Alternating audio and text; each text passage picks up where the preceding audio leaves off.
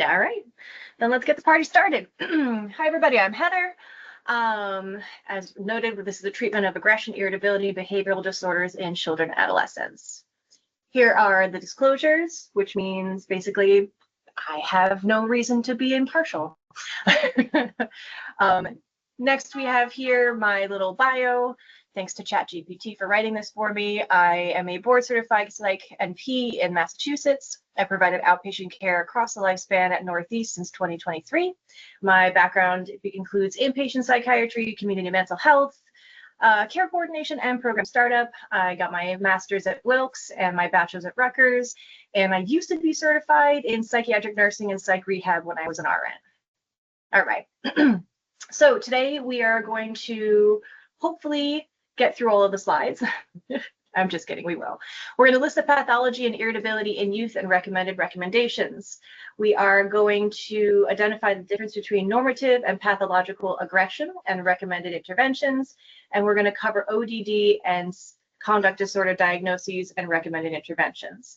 I apologize if you hear any background noise while I'm presenting. I do live near a busy street, and I have a boy cat who is presently singing the song of his people. My apologies. Beauregard, could you please go do something else with your time?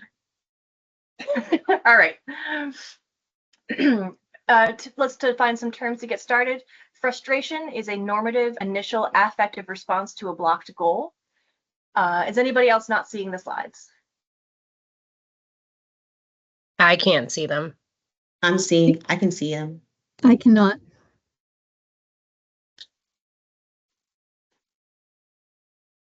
I can see them.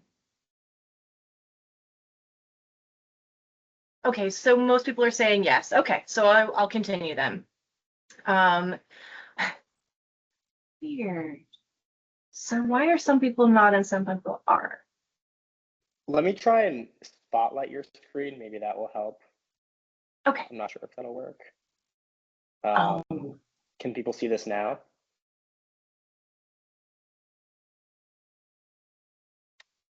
I signed off and signed back in, and I can see it fine now. Same. Okay, so let's go ahead then. All right, so some terms to define. Frustration is a normative initial affective response to a blocked goal.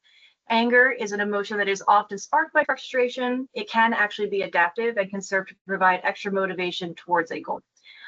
Aggression is a verbal or physical behavior that is motivated by frustration or anger. Starting with irritability.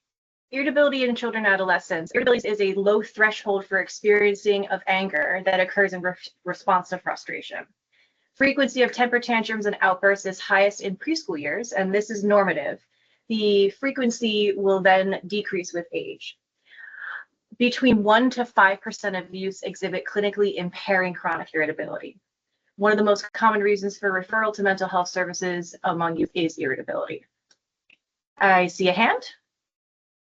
I have just a quick question. As you are presenting this material, are you presenting on typical developing individuals, or are you going to highlight neurodiverse individuals as well? Stay tuned on that. The answer will probably be revealed. All right. But for general purposes, I'm speaking about non-neurodivergent humans unless otherwise noted. Okay. All right. Irritability in children and adolescents can be a feature of many diagnoses, including oppositional defiant disorder, ADHD, a variety of anxiety disorders, major depressive disorders, bipolar, and autism spectrum. The association between irritability and mood anxiety disorders, with irritability being predictive of the development of anxiety and depression in adulthood. DMDD, we can't talk about irritability in case without talking about disruptive mood dysregulation disorder. This has historically been a somewhat controversial diagnosis that was introduced in the DSM-IV, and amidst the controversy around diagnosing pediatric bipolar disorder. Assessing for the tonic and phasic irritability aids in the diagnostic process. Tonic irritability being persistently grumpy, angry, grouchy mood, and a mood stated as enduring and consistent. Phasic irritability is behavioral outbursts of intense anger. In order to qualify for a diagnosis of DMDD, there has to be severe, recurrent, functionally impairing anger outbursts 3 times per week or more. The anger outburst must be disproportionate to the situation and not in keeping with expectations for the stage of development, which we will talk about. Severe chronic irritability between outbursts must occur, and symptoms must be present for more than a year and occur in at least 2 out of 3 realms of life, for example, home, school, or peers. Notably, DMD does not include periods of hypomania or mania, which is seen in a bipolar disorder. Let's talk about the background of irritability here. Aberrant reward processing is when the expected reward is not received in response to completing a goal, and then the youth fails to update their expectations and adapt their behaviors. Deficits in cognitive control and flexibility in goal-directed behavior can result in an inability to control the behavior in order to meet their goals. So they expected something to come of a certain behavior, and when that thing did not come, they are not adapting their response. The youth may also be more focused on the receipt of the rewards and process reward stimuli differently. This is a result of dysfunction in the frontal region, striatum, and amygdala. Also, aberrant threat processing. This is when the facial expressions of others is misinterpreted or mislabeled as more threatening or angry by the irritable youth. So therefore, fear is experienced in response to more neutral facial expressions, and a generalized deficit in facial emotional labeling is seen. This is due to a dysfunction in the amygdala and frontal regions. With all of the things today, you will see that first-line treatment is going to be behavioral interventions. And we're going to talk about parent management training often. So this involves teaching parents to employ reinforcement-based methods with their child. So they're meant to reinforce pro-social behaviors and to not reinforce maladaptive behaviors. And this kind of starts with positive reinforcement of positive behaviors and then progresses to utilizing active ignoring, timeouts, or other consequences to not reinforce negative behaviors. It's important to have consistency in the consequences, both positive or negative, due to in part the experience of the aberrant reward processing. Like they have to be able to expect the outcome because they cannot process a different outcome as easily. Parent management training has also shown utility in youth with oppositional behaviors, antisocial or contact issues, emotional dysregulation, and aggression. Also, CBT is of use.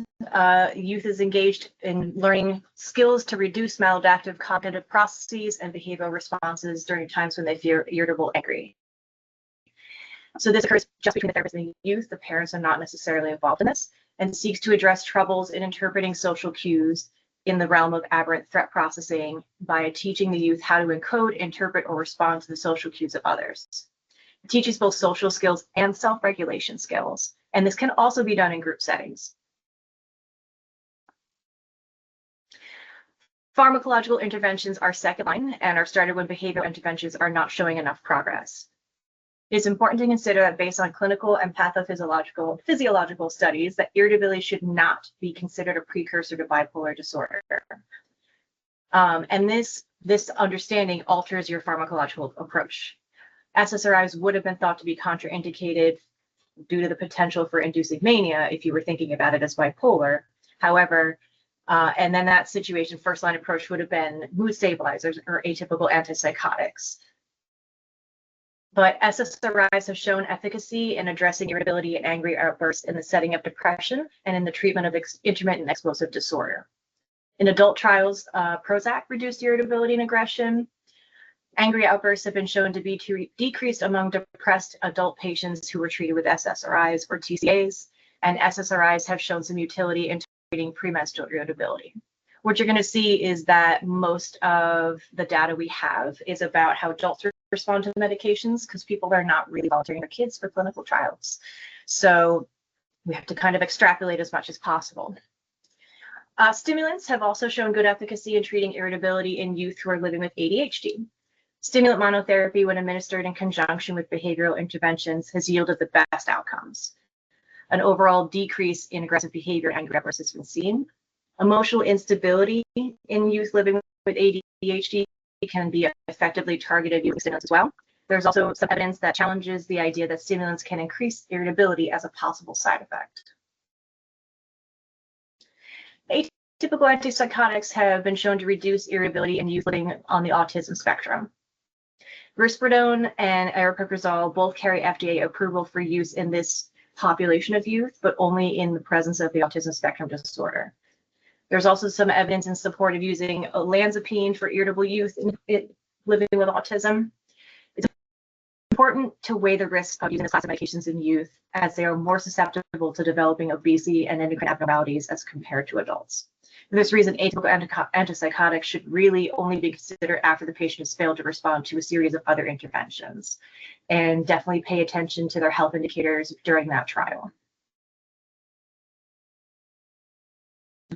Lithium was also studied as an option based on early theories that irritability in youth was a manifestation of mania, and was shown to not really have much benefit.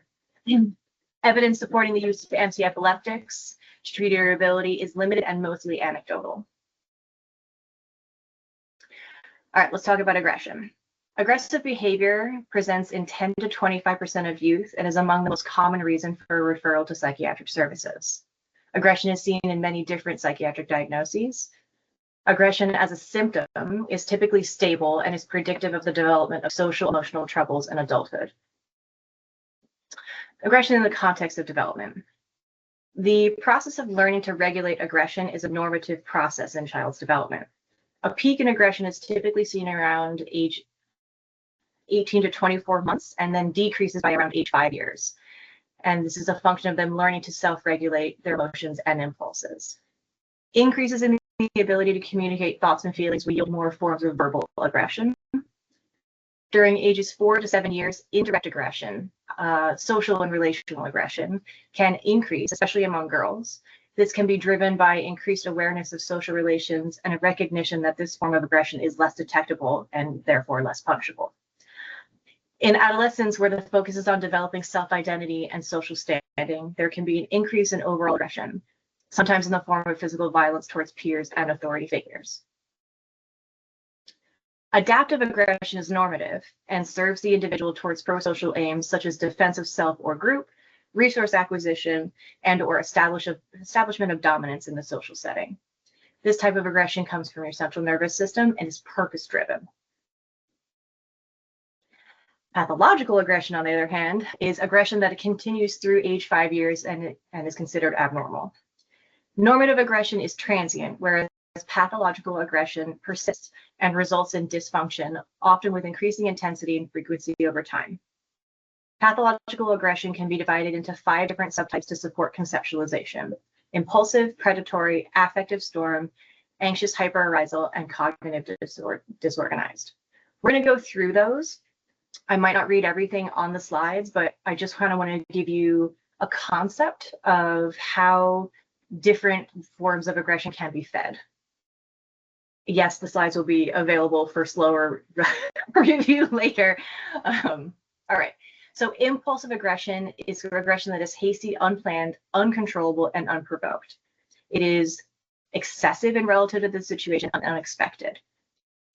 And these can be seen in ADHD, bipolar, IED, or traumatic brain injuries. Predatory aggression is calculated, on the other hand, motivated by self-service, and is done with an awareness that it will cause harm to others. It's premeditated and deliberate. This can be seen in autism spectrum and conduct disorders.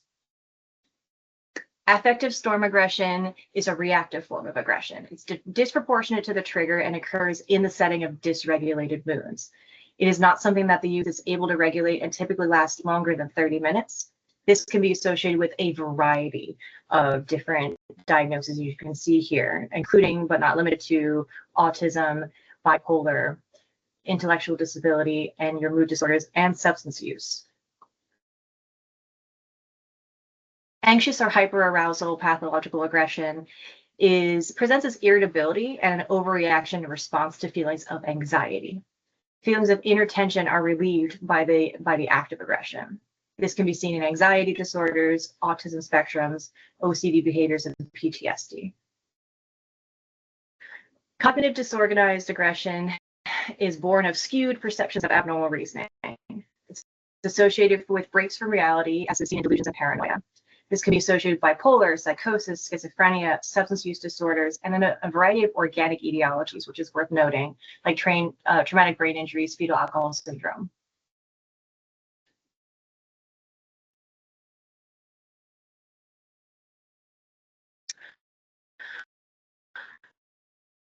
When the duration of episodes and both triggers and stabilizers of aggressive behavior. Be sure to include assessing for environments, situations, and people that are typically associated with the youth's aggression. We're kind of wanting to make sure that you're evaluating, is it just in the home? Is it around the parents?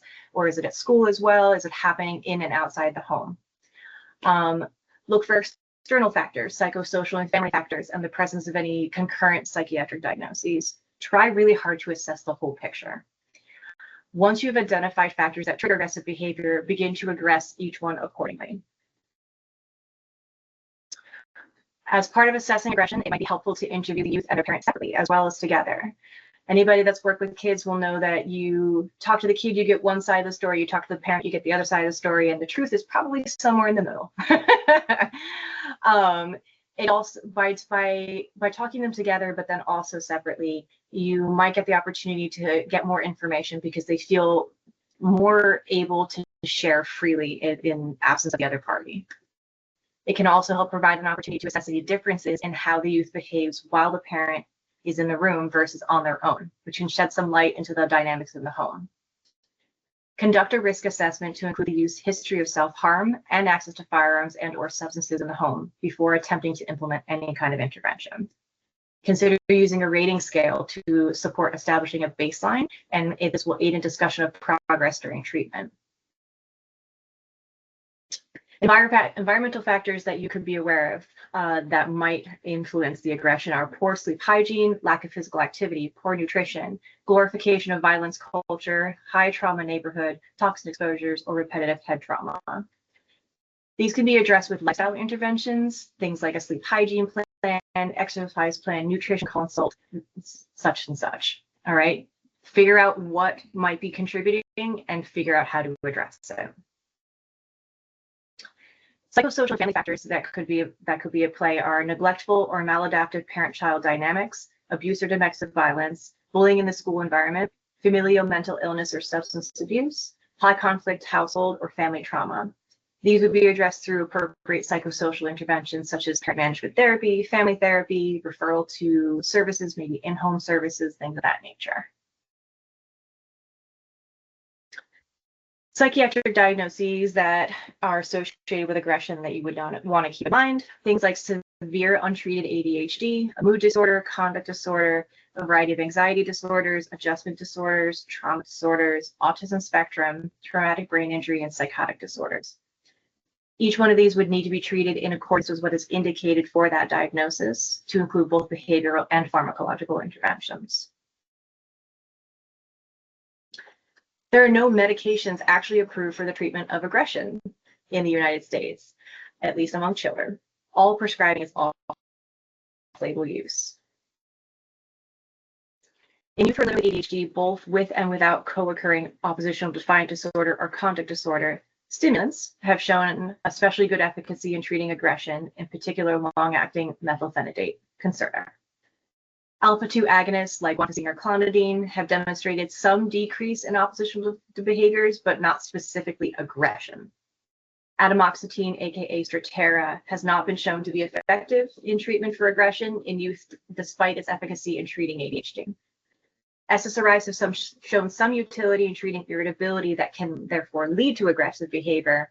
And one study demonstrated that citalopram, aka Celexa, was effective in reducing impulsive aggression in youth with a variety of primary psych diagnoses.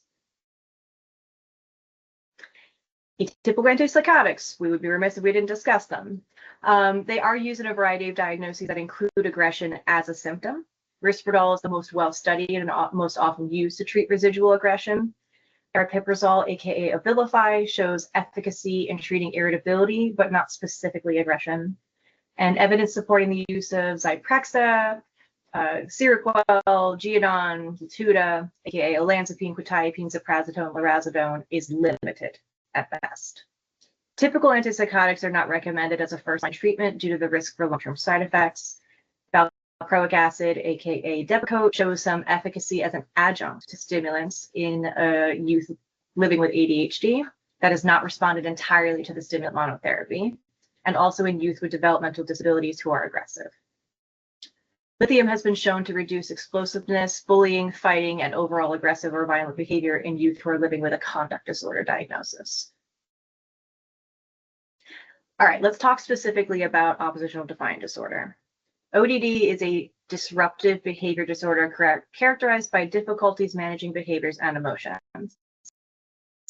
It's most often diagnosed and treated in adolescents, but can also be seen in adults. Onset is typically prior to the age of 8. It occurs more frequently in males than females, particularly in ones who are developing it prior to adolescence.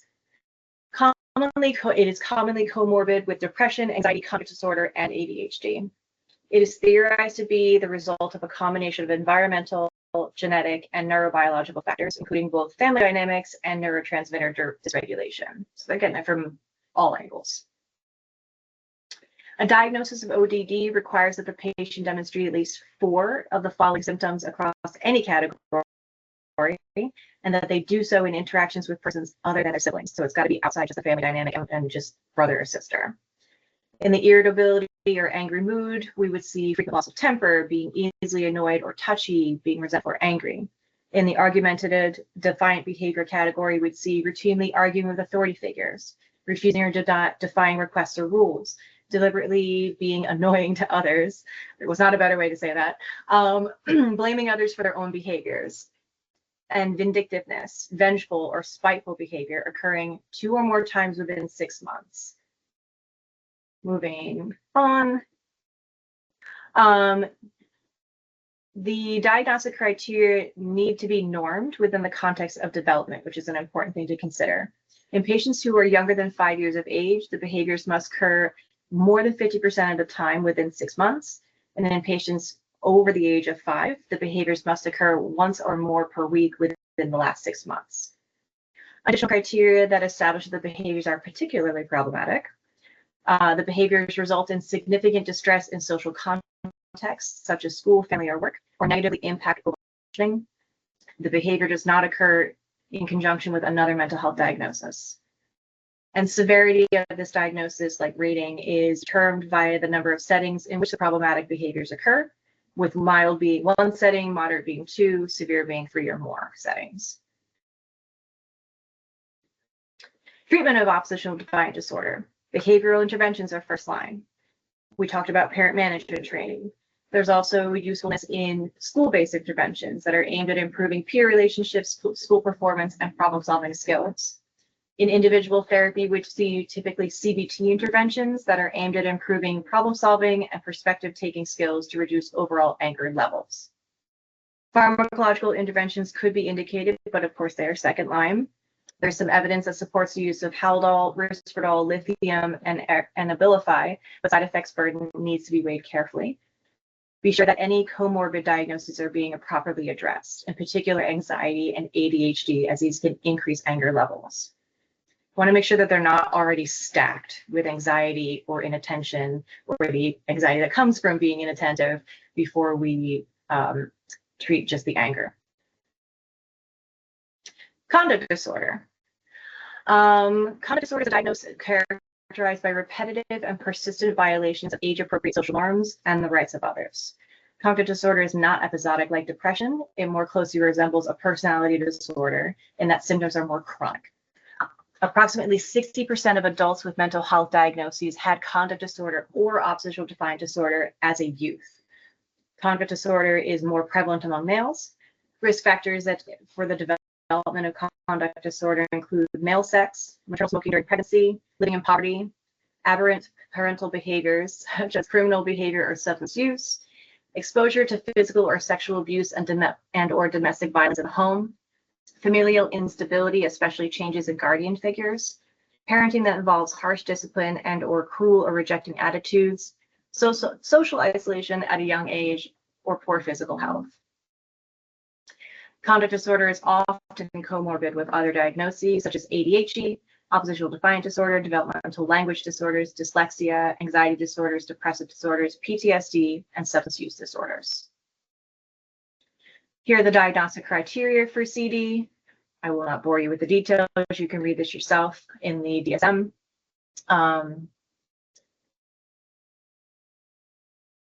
Okay, treatment. Behavioral interventions are first line. Early intervention parenting programs in early childhood and parent management training in early to middle childhood. Multi-pronged treatments that include family-based and behavioral strategies along with CBT interventions in late childhood and adolescence. And it is of note that many youth with conduct disorder will end up in some kind of detention facility. Thing is that the outcomes post-incarceration typically worsen, with a noted increase in psychiatric diagnoses and substance use disorders. Pharmacological interventions are second line. There are no medications that are FDA approved in the treatment of conduct disorder.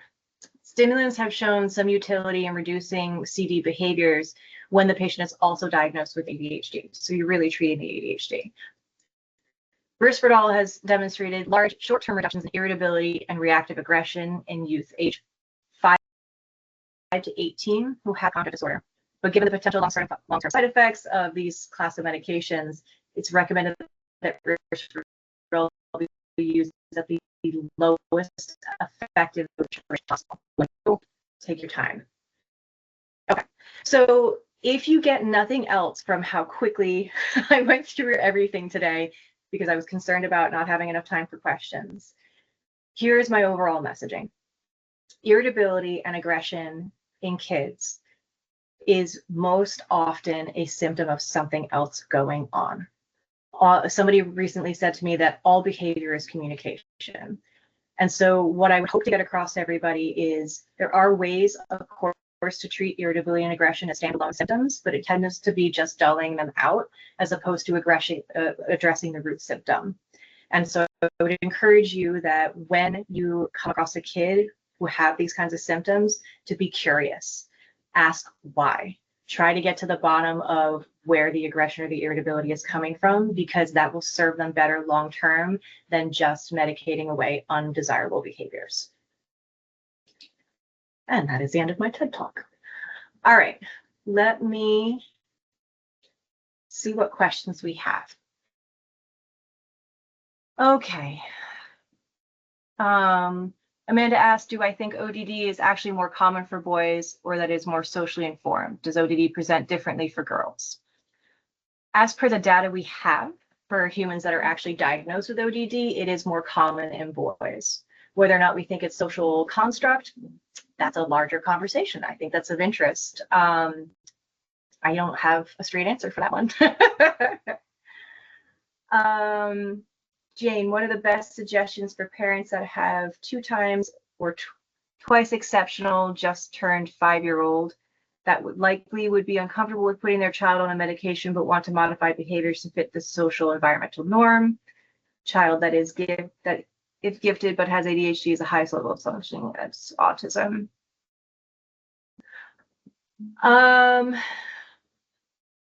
If they don't want to do medication, it's all about behavioral interventions. So the biggest thing is consistency. Consistency in whatever plan they develop. There's a lot of research around token economy and positive reinforcement in that way. The use of like reward charts, positive reinforcement in that function would be a good stopping off point. There's also some utility in consulting occupational therapy for other methods if that doesn't work out for the kid.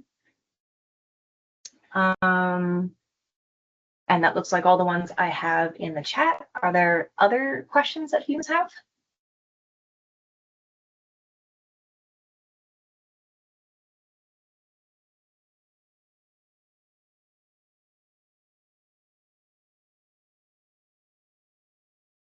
Ooh, Raven. Okay. Wait, Disproportionate ODD. I have a quick Go ahead. question. Oops, I have to turn my laptop to see me. So without being able to quickly look it up, I also thought, because you did ODD, no, conduct disorder last. And if you're going to look at like the comparison to oppositional defiant, I thought it was kind of like conduct disorder was more teenage and on, like they graduated. from oppositional to conduct disorder? Or is it more like, is there a minimal age that you can actually diagnose this? Or is it like the difference is that it's a lot more aggressive and not looking at people's rights? Yeah, so that last bit is really what defines the difference between the two of them. So in the oppositional defiant disorder, it's just kind of like no for the sake of no, if you want to conceptualize it that way. With conduct disorder, it's more, I'm going to do this with the intention of causing harm to or discomfort to other humans. Okay. Yes, got it. Thank you. Welcome.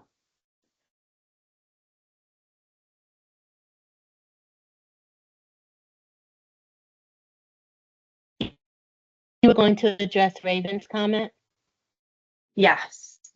Okay, Raven asked, ODD is disproportionately diagnosed in Black, Latino, and Hispanic children. What other ways do I see bias impacting diagnosis in your experience?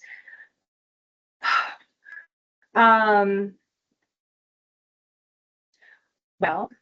to say it plainly, most of medicine and study that has been done until lately has been primarily on Caucasian male humans. So I think that there is a growing body of evidence that we need to be more diagnostically inclusive and that we need to take a lot of other factors into play. So where have I seen it? Where have I not seen it? I like to think that as a society, we are a work in progress around bias. And I'm very hopeful in that regard, but I do always try to be mindful that most of our diagnostic criteria is based off of Caucasian males at this time.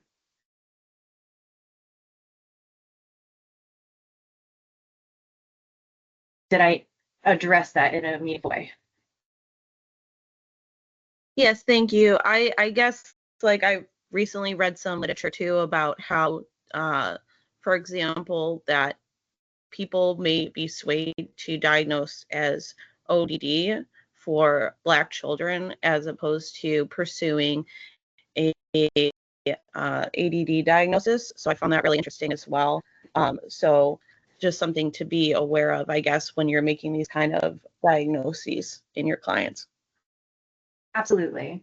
And I think that's where I would again just circle back to like encourage everybody to be curious, ask more questions, try to understand the circumstances surrounding the behaviors that you're seeing, and actually like talk to the kid about what is going on inside their body, what is going on inside their head. Do you feel in control of your behaviors? What were you thinking or feeling at the time when this behavior occurred? And like, it can be really hard to get these types of kids to actually talk to you. So you might have to play the long game on that one, let's be honest. But I would really discourage people from pitfalling into only taking the parent's word for it, because respectfully, but honestly, a lot of times the parents are part of the problem, and everybody has some learning to do in order to best support the kid in becoming their best version of themselves. Ask more questions, be a detective. And part of that is understanding the cultural norms in that family. All right, let's see, what else do we have here? Behavioral interventions that you have found to be the most effective.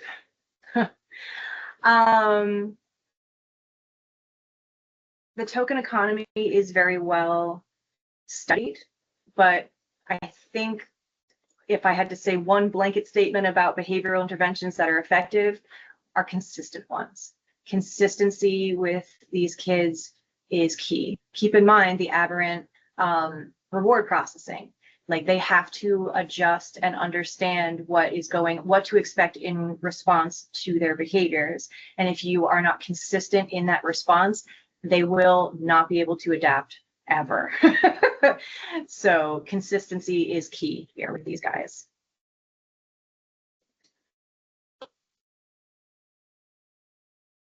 Yes, transitions are very hard, Jane. All right. Recommendations for a 10-year-old boy diagnosis on the spectrum who overwhelmingly meets ODD criteria but is very reluctant to participate in treatment. Tried asking him why of his behaviors, but repeatedly ran into the issue that he would completely deny the incident at all. Patience, Jules. patience and persistence and a lot of rapport building. If you can set aside extra time to work with this kid on the spectrum, where you guys engage in like play therapy or something that is just you guys hanging out talking about what he likes, that rapport building is going to be very, very key for a human that is set to, it's like closed down like that. And then eventually you can find your way in and try to get to the why of things. I like to also try to avoid really clinical terms when I'm talking to these types of kids. Like I don't say depression, I don't say anxiety. I say, have you had any big sad feelings or big mad feelings or big worried feelings? And kind of break it down that way, meet them where they're at language-wise. There's also some value in introducing feelings cards. They are cards that have pictures of a face on them and then the feeling word or words that go with it. Those can be a useful tool in having kids be able to express their feelings to you without having to say it out loud. Because sometimes saying it out loud makes it feel more real, and that's the barrier. Yeah, the feelings cards have made a huge difference, especially with my younger humans living on the spectrum. And then eventually what happens is they end up not needing to use them as much. But as always, getting the parents on board with the feelings cards is really important. Educating the parents about using the feeling cards both in times of crisis, but also in times of not crisis. Like when they're sitting at the dinner table and they're talking about the day, it's like, why don't we use the feeling cards to help us all talk about it? Like the parents use the feeling cards and model the behavior, and then the kids will also use it. And then eventually the kids don't need to use the cards as much, but having it happen both at home as well as in the visits can help with the continuity and the learning. Can I discuss the bias around misdiagnosis and those with developmental disabilities? Michael, what do you mean? I'm ultimately just talking about those with, as we've talked about race, those with developmental disabilities tend to get, I don't know, I want to say like pigeonholed based on their behavior. So there's a disproportionate problem around consequence. The disabled kid is going to get more consequence than the neurotypical developing individual. And so you need to put into consideration a consequence for behavior. So it's about tailoring the plan to that child. It's more about understanding the processes around the disability and the impact the disability has. So because we work in a very white practice. We don't often support those with developmental disabilities, or if we do, it's usually spectrum or ADHD. So build your toolbox to understand a wider variety of disabilities. Agreed. Again, the overarching message here is to be curious, ask more questions, seek to understand, and come and address the why.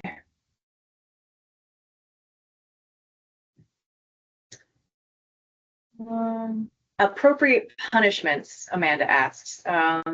So active negative reinforcement in the form of like punishment is a tricky line to walk. What is more recommended is sort of more ignoring of the behaviors, like not rewarding the behavior with any form of attention.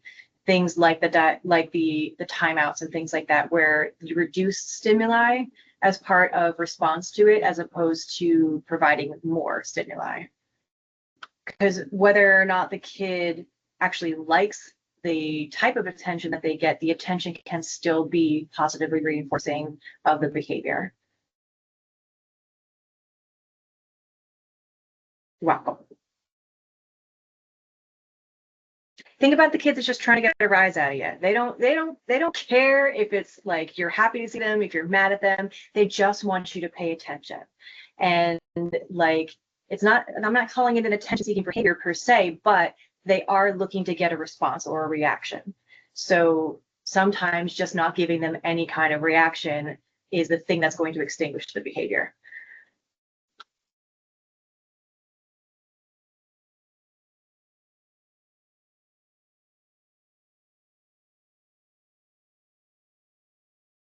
Salwa, yeah, anxiety as a root of behavior, a root of these behaviors is absolutely a good thing to bring up.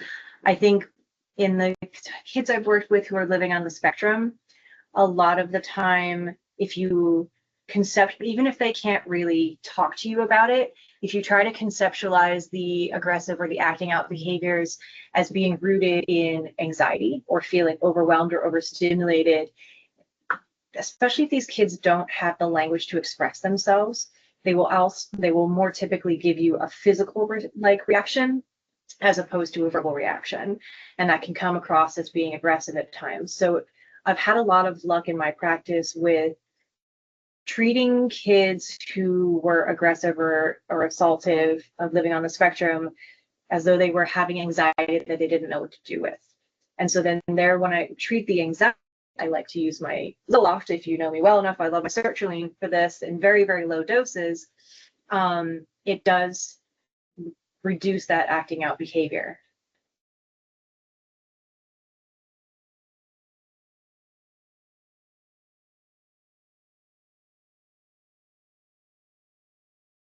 They did harm to an animal, what would be therapist's responsibility to be beyond informing the parent? That's actually a really good question. As a nurse practitioner, I'm not sure what your scope of practice would be for that, but I believe the scope with NPs, and correct me if I'm wrong, anybody in the room here, would be informing the parent as part of due diligence, but I don't believe you have to mandate it, like report that anywhere else. I feel like it's more harm to other humans. They don't necessarily say harm to animals. Anybody got more of a read on that?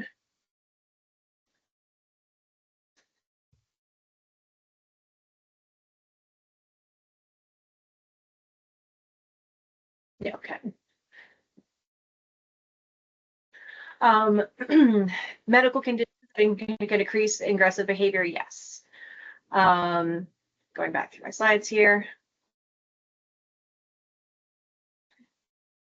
Traumatic brain injury, and also basically conceptualized as anything that does, forgive the term, but brain damage. Things like fetal alcohol syndrome or being born drug addicted, smoking during pregnancy by the mom, things like that can absolutely increase aggressive behaviors.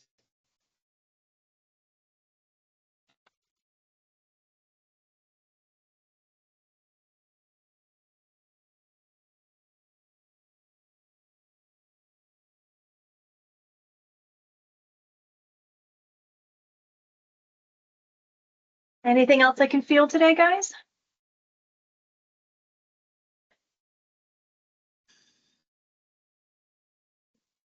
Hey, Heather, this is Courtney down in Hyannis. Hi. Can you say more about PTSD and the possibility of the concept of repetition compulsion presenting as aggression? So the way I theorize that is in our PTSD and our humans who are living with the OCD, a lot of what they experience as part of those diagnoses has to do with anxiety, either anxiety because of reliving or re-experiencing things as soon as like PTSD, or anxiety around having the repetitive thoughts or the need to engage in compulsions and not being able to do so. So again, I kind of conceptualize that as an outgrowth of having a lot of really big feeling that they cannot express in any other way, and so then it becomes a physical manifestation. Do you have other thoughts about that, Bart? Yeah, the concept of repetition compulsion in PTSD, that people will recreate traumatic situations that they've experienced in the past as though to try to master them. And so they may provoke aggression by being aggressive themselves, sort of to prove to themselves that their expectation is correct and their fears are warranted. So coaching people to be careful about their response to the provocation is really, really important. Agreed. Thank you.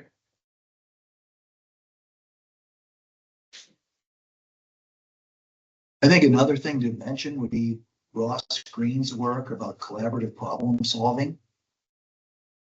ABA has been empirically researched a lot, but collaborative problem solving has as well, particularly in prison populations where this kind of aggressive behavior is common. And so then beyond training, as you train animal, some humans don't respond well to reinforcements. And their autonomy is so strong, the desire for autonomy is so strong that for them to be able to learn negotiating, more constructive negotiating techniques can be really more effective. So Ross Green is the author that's written a lot about collaborative problem solving.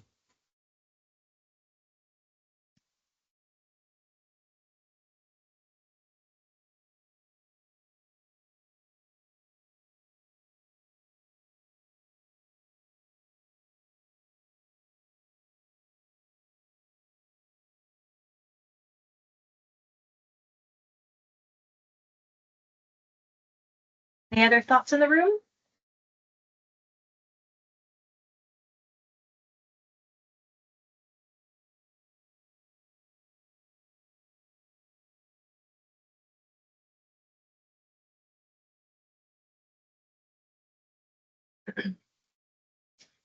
Yeah, Bart's kind of my guru. So I'm glad he's here to help provide more information today.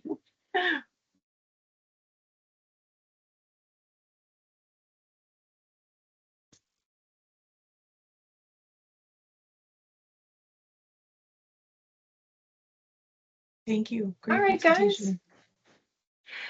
You're welcome. I'm sorry I went so fast, but I wanted to make sure I got through all of it. Thank you. Thank you. Thank you. All right, guys.